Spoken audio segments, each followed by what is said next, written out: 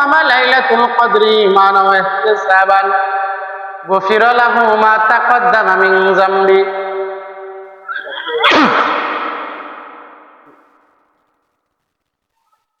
মান কামা লাইলাতুল কদরি যেই সমস্ত আমার উম্মতেরা রমজান মাস পায়া কদরের রাতের ইবাদত বন্দেগী করলো গুফির লাহু মা তাকদ্দামা মিন যামবি সবে কদরের ওসিলায় আল্লাহ রাব্বুল আলামিন ওই বান্দার জিন্দেগীর তামাম গুনাহ কত মাফ করে দিবে। এখন আমাদের মধ্যে শবে বরাত নিয়ে তো অনেক বাড়াবাড়ি আছে এবং অনেক সারাসারি আছে। আমাদের মধ্যে ধারণা হলো বিশেষভাবে 27শে রমজান যখন চলে আসে শবে বরাতের নামাজ পড়ার জন্য আমাদের সাধারণত উপসে পড়া বীর হয়ে যায়, অথচ শবে বরাত শবে কদর সম্পর্কে যতগুলো হাদিস আছে সমস্ত হাদিসগুলো যদি একত্রিত করা হয় এবং সবগুলো হাদিস যদি গবেষণা করা হয় তাহলে বোঝা যায় যে শবে কদর শুধু 27 রাতের মধ্যেই হবে, এটা সীমাবদ্ধ না। শুধু 27 রাতে এটা সীমাবদ্ধ না।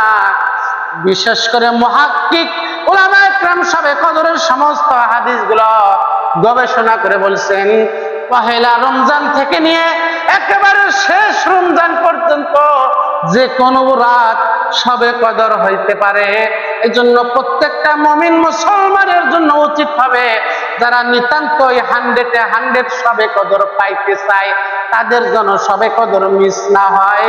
তারা যেন বিশেষভাবে পহেলা রমজান থেকে শেষ রোজা পর্যন্ত শবে কদর তালাশ করে সেইভাবে প্রস্তুতিমূলক ইবাদত বন্দেগী করে, তাহলে তার আর কোনোদিন শবে কদর মিস হবে না।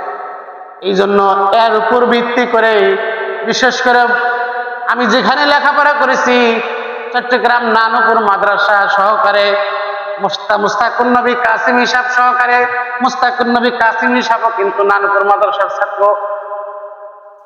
ওনাদের ওখানে দীর্ঘ 40 দিনের একটা ইতিকাফ হয়, একেবারে শবে বরাতের 5 দিন পর থেকে নিয়ে একেবারে ঈদুল ফিতরের নামাজ পর্যন্ত অর্থাৎ রমজানের শেষ পর্যন্ত 40 দিনের ইতিকাফ হয়।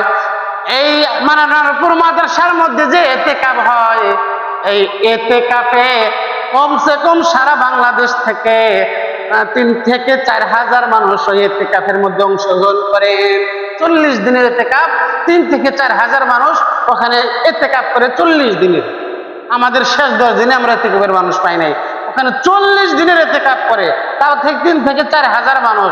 তাও এই 40টা দিন এই 3 থেকে 4 হাজার মানুষকে মাদ্রাসার পক্ষ থেকে ফ্রি খানার ব্যবস্থা করে দিচ্ছে। সাহারি ইফতারে যে খানা দেয় ফ্রি, সব ফ্রি।